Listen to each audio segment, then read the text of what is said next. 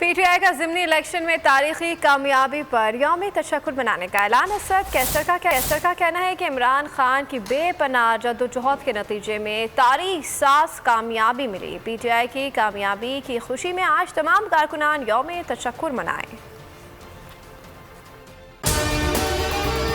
अगर आपको हमारी ये वीडियो पसंद आई है तो लाइक पर क्लिक कीजिए।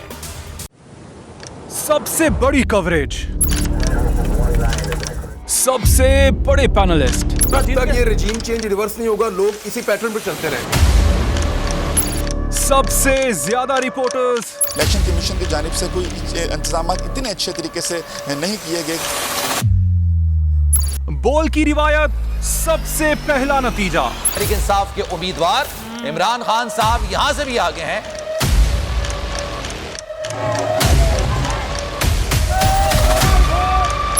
लम्हा बा लम्हा इलेक्शन की खबर सिर्फ बोल पर।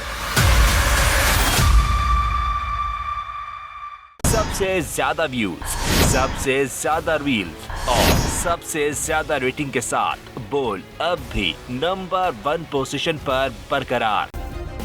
सब्सक्राइब करें और बेल दबाएं ताकि कोई खबर रह न जाए।